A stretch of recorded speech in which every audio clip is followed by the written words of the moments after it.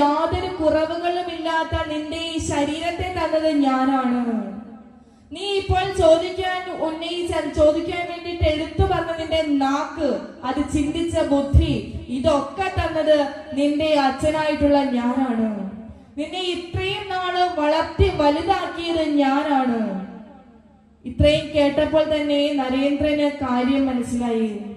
തന്റെ അച്ഛൻ എന്തൊക്കെയാണ് തനിക്ക് തന്നത് തന്റെ അച്ഛൻ ചിന്തിച്ചത് കൊണ്ടാണ്, അല്ലെങ്കിൽ തന്റെ അച്ഛനും അമ്മയും ഉള്ളത് കൊണ്ടാണ് തനിക്ക് ഭൂമിയിൽ ജയിക്കാൻ പറ്റിയത് തന്നെ എന്ന് ആ നരേന്ദ്രൻ ആ യാഥാർത്ഥ്യം മനസ്സിലാക്കുകയാണ് ചെയ്തത്.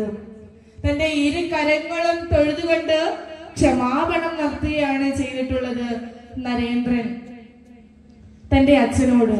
അപ്പോൾ നമ്മൾ ഓരോരുത്തരും അച്ഛൻ ആരാണെന്നും അമ്മ ആരാണെന്നും മനസ്സിലാക്കണം. അവരുടെ ഇഷ്ടങ്ങളും താല്പര്യങ്ങളും നമ്മൾ സംരക്ഷിക്കണം. ഇത് മൂന്നും ചെയ്യുകയാണെങ്കിൽ നമുക്ക് പിതൃയജ്ഞം നിറവേറ്റാൻ സാധിക്കും. അപ്പൊ പഞ്ചമഹായജ്ഞത്തിൽ രണ്ടാമത്തേതാണ് പിതൃയജ്ഞം. മൂന്നാമത്തെ യജ്ഞമാണ് ദേവയജ്ഞം. ദേവയജ്ഞം അനുഷ്ഠിക്കാൻ വേണ്ടിയിട്ട് 2 കാര്യങ്ങൾ ചെയ്താൽ മതിയാകും. ഒന്ന്, ക്ഷേത്ര ദർശനം നടത്തുക. എല്ലാ ദിവസവും ഒന്ന് ക്ഷേത്ര ദേവത ഏതാണോ അല്ലെങ്കിൽ ദേശദേവത ഏതാണോ ആ ദേശദേവതയെ തൊഴുക. 2 സന്ധ്യാസമയങ്ങളിലും രാവിലെയും സന്ധ്യാസമയത്തും നിലവിളക്ക് കൊളുത്തി വെച്ചുകൊണ്ട് നാമം ജപിക്കുക.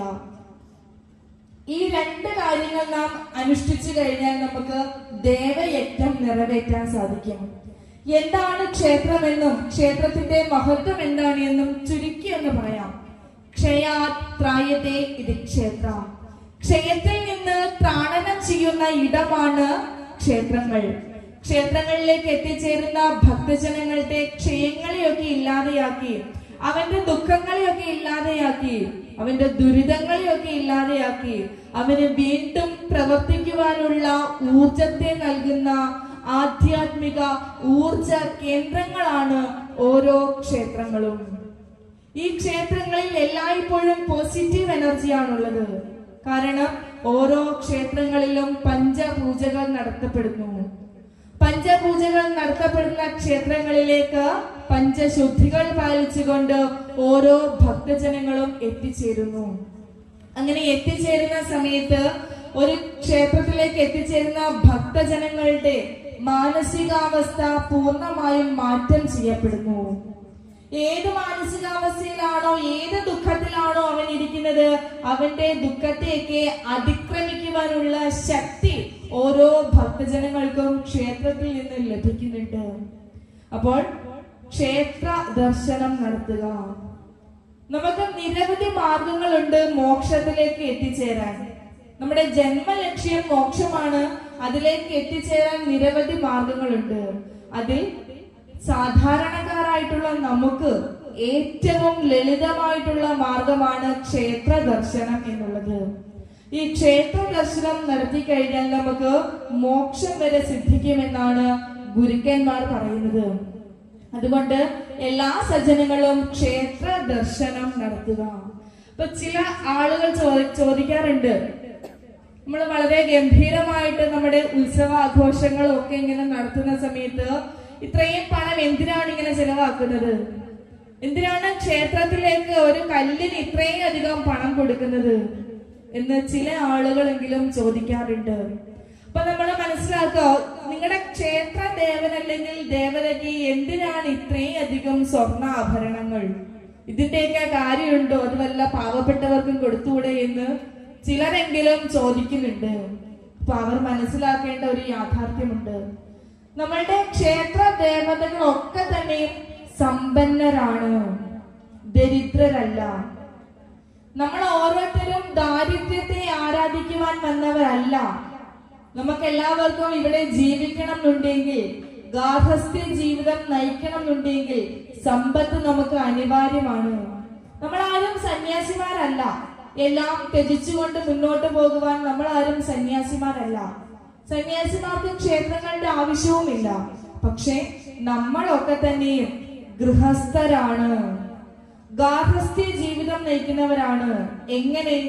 ധർമ്മമാർഗത്തിലൂടെ അർത്ഥം സമ്പാദിച്ച് പണം സമ്പാദിച്ച് നമ്മുടെ ആഗ്രഹങ്ങളെ നമ്മുടെ കാമങ്ങളെ ഒക്കെ പൂർത്തീകരിക്കുന്ന അവസ്ഥയിൽ നമുക്ക് മോക്ഷത്തിലേക്ക് എത്തിച്ചേരാൻ സാധിക്കും.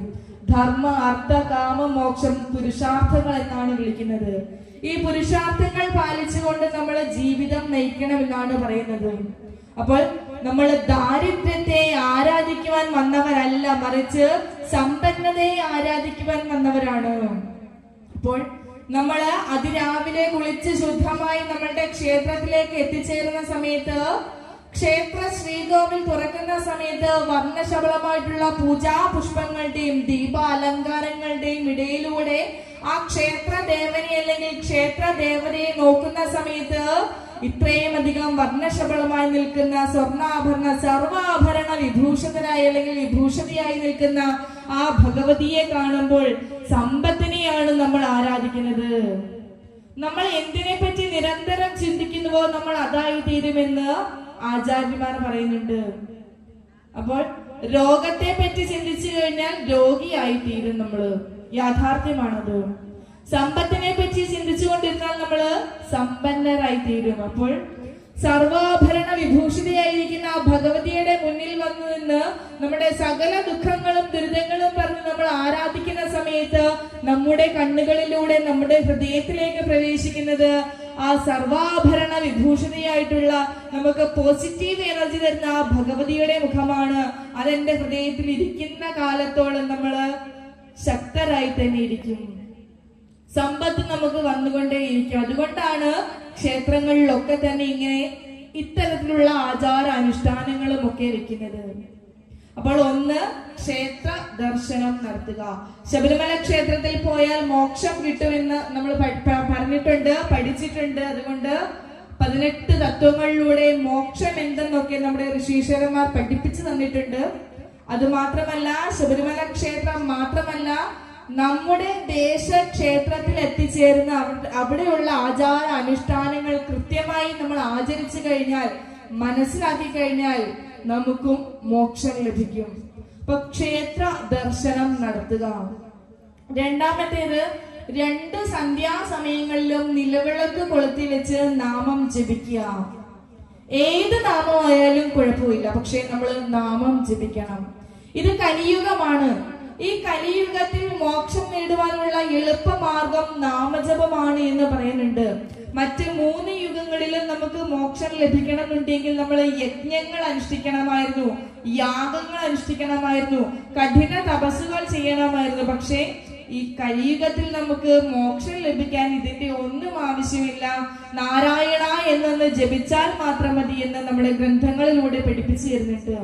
നാമജപം നടത്തി കഴിഞ്ഞാൽ നമുക്ക് മോക്ഷം വരെ ലഭിക്കും. അപ്പോൾ 2 സന്ധ്യാസമയങ്ങളിലും നാമം ജപിക്കാം.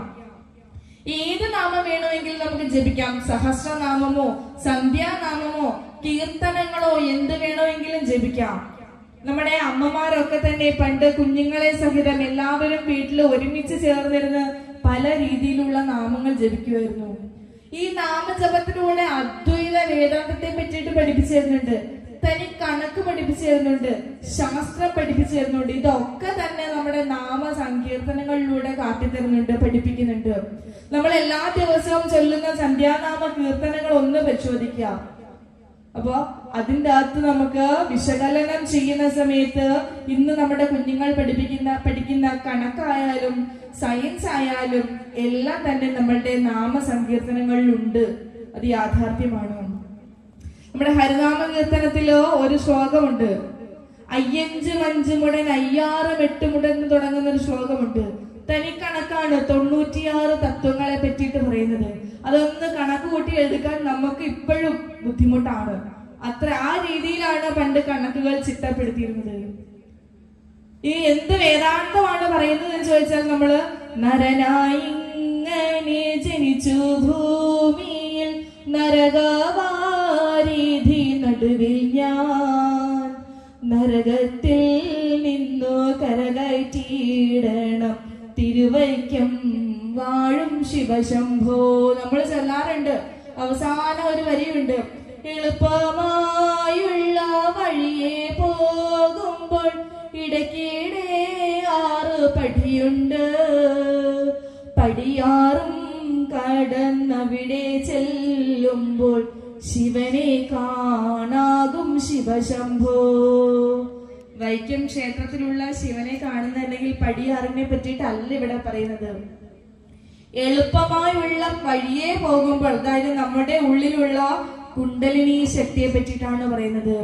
ഷഠാധാര ചക്രങ്ങൾ കടന്ന് ആ കുണ്ടലിനി ശക്തി നേരെ മുകളിൽ എത്തുമ്പോൾ, സഹസ്രാര പത്മത്തിൽ എത്തുന്ന സമയത്ത് ശിവനെ കാണാൻ പറ്റും.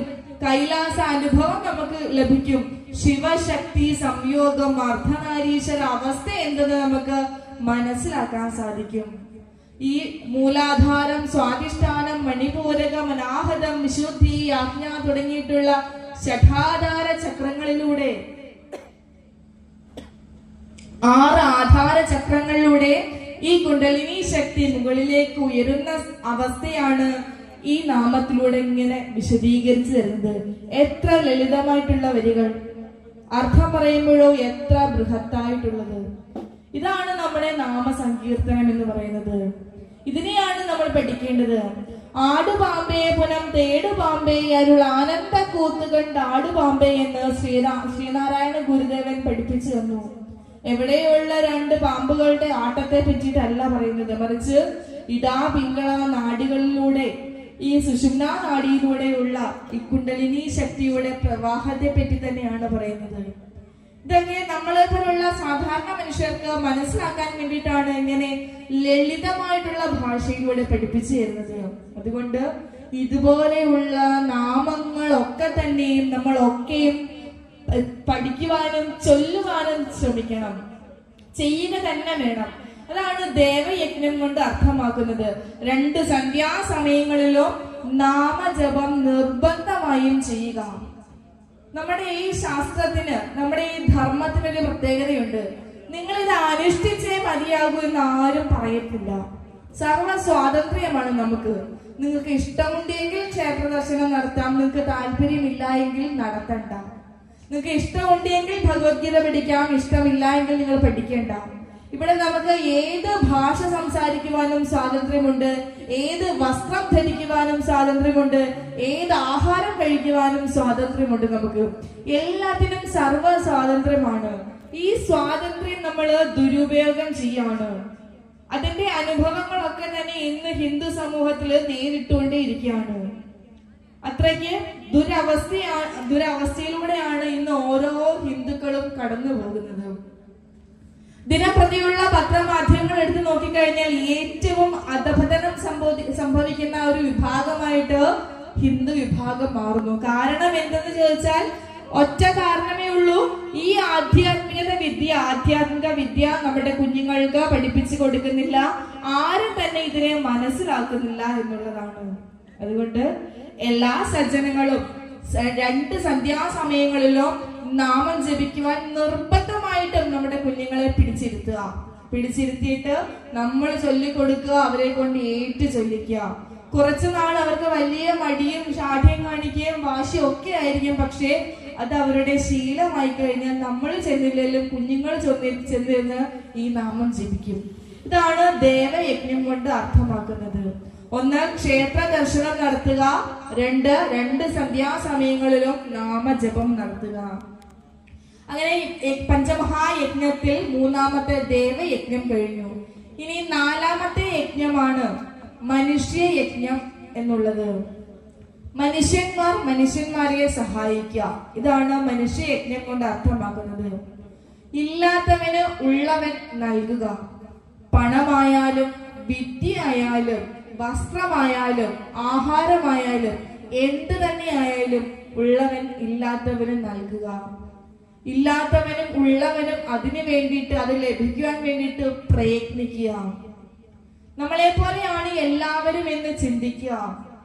നമ്മുടെ ആചാര്യമതം പറയുന്നത് വസുദൈവ കുടുംബകം എന്നാണ്. നമ്മളെല്ലാവരും ഒരു കുടുംബത്തിൽപ്പെട്ടവരാണ്. എന്റെ വീട്ടിൽ എന്റെ ചേട്ടൻ അല്ലെങ്കിൽ എന്റെ അനുജൻ അല്ലെങ്കിൽ എന്റെ ചേച്ചി ആഹാരം കഴിക്കാൻ ഇല്ല എന്നുണ്ടെങ്കിൽ ഞാൻ എന്ത് ചെയ്യും?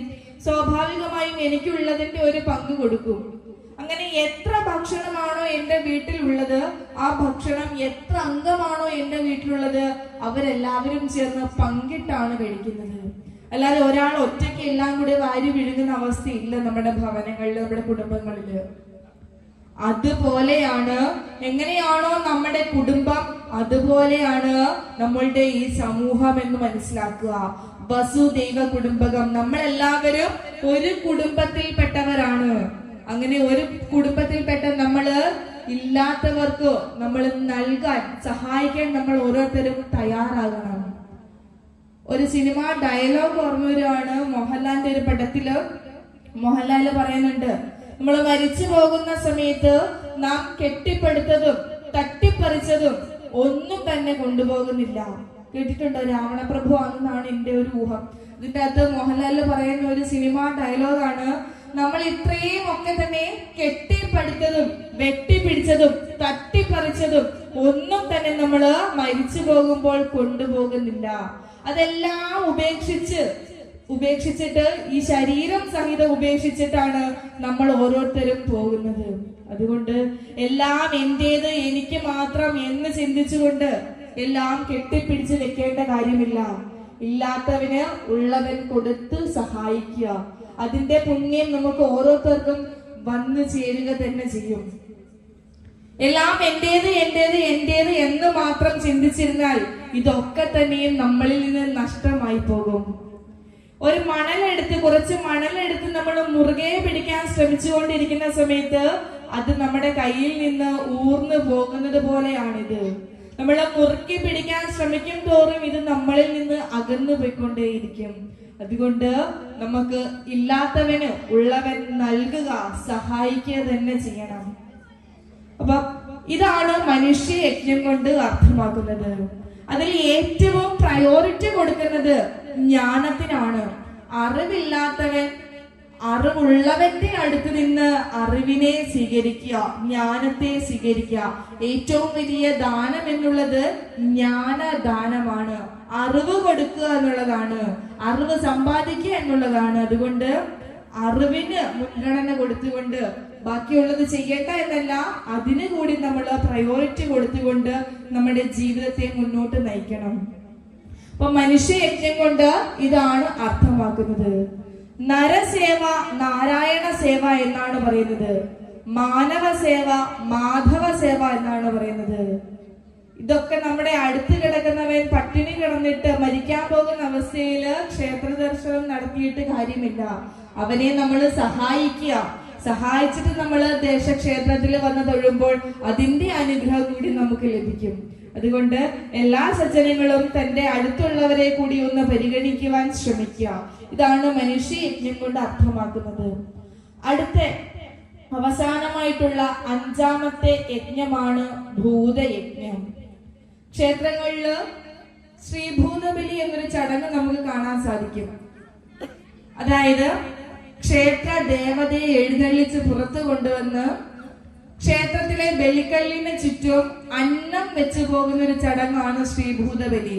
അതായത് ഭൂതങ്ങൾക്ക്, ഇവിടെയുള്ള ജീവജാലങ്ങൾക്ക് ആഹാരത്തെ കൊടുക്കുന്ന ചടങ്ങാണ് ഭൂതയജ്ഞം എന്നുള്ളത്. ഭൂതപ്രേത പിശാചിനെ പറ്റിയിട്ടല്ല ഭൂതയജ്ഞം കൊണ്ട് അർത്ഥമാക്കുന്നത്. ഈ ഭൂമിയുടെ അവകാശികൾ നമ്മൾ മനുഷ്യര് മാത്രമെന്ന് ചിന്തിച്ചുകൊണ്ട് ഇവിടെയുള്ള വൃക്ഷലതാദികളൊക്കെ തന്നെ വെട്ടി നശിപ്പിച്ച്, കുന്നുകളൊക്കെ തന്നെ ഇടിച്ചു കളഞ്ഞ് നമ്മൾ ഇങ്ങനെ നമ്മുടെ ആർഭാട ജീവിതം മുന്നോട്ട് കൊണ്ടുപോകുന്നുണ്ട്. അതുമൂലം എത്ര പക്ഷി മൃഗാദികളാണ് അലയുന്നത് എന്ന് നമ്മൾ മനസ്സിലാക്കുക. ഈ ഭൂമിയുടെ അവകാശികൾ നമ്മൾ മനുഷ്യര് മാത്രമല്ല, ഇവിടെയുള്ള ജീവജാലങ്ങൾ കൂടിയുണ്ട്. അതുകൊണ്ട് ആ ജീവജാലങ്ങൾക്ക് നമ്മൾ അന്നത്തെ കൊടുക്കുക, ജലം കൊടുക്കുക. ഇതാണ് ഭൂതയജ്ഞം കൊണ്ട് അർത്ഥമാക്കുന്നത്.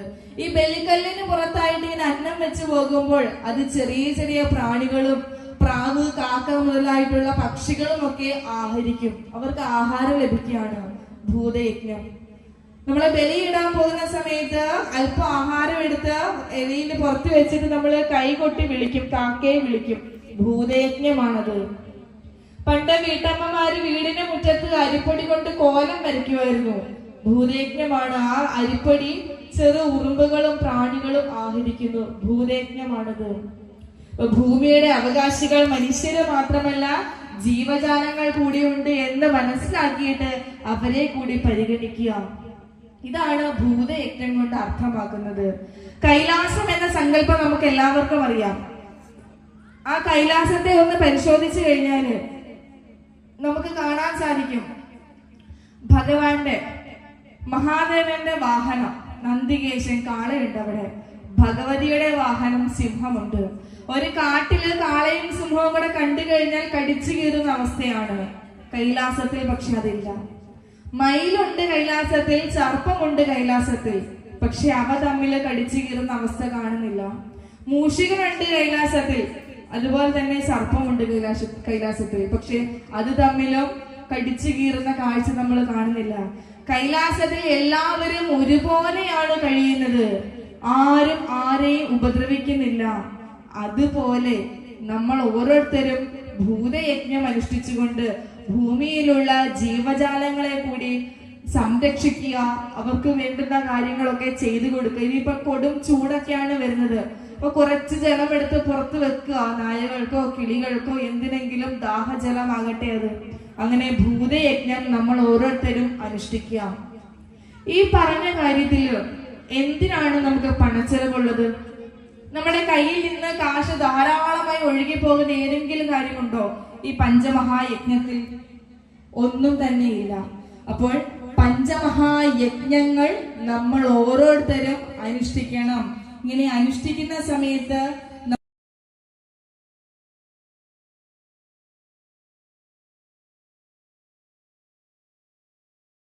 നമ്മുടെ ജീവിതം ധന്യമാവുകയുള്ളൂ. അതുകൊണ്ട് എല്ലാ സജ്ജനങ്ങളും പഞ്ചമഹായജ്ഞങ്ങൾ പാലിച്ചുകൊണ്ട് തന്റെ ജീവിതം മുന്നോട്ട് നയിക്കണം. അങ്ങനെ മുന്നോട്ട് നയിക്കാൻ എല്ലാവർക്കും സാധിക്കട്ടെ എന്ന് പ്രാർത്ഥിക്കുന്നു. കുഞ്ഞുങ്ങൾക്കൊക്കെ തന്നെ ഇതിൽ പ്രഥമ സ്ഥാനം നൽകുന്നത് ബ്രഹ്മയജ്ഞമാണ്. ആധ്യാത്മിക വിദ്യ പഠിപ്പിക്കുക. കുഞ്ഞുങ്ങൾക്കൊക്കെ തന്നെയും ഈ വിദ്യയെ നമ്മൾ പഠിപ്പിച്ചു കൊടുക്കുക. എന്നാൽ മാത്രമേ ലോക നന്മയ്ക്ക് വേണ്ടിയിട്ട്, സാമൂഹിക നന്മയ്ക്ക്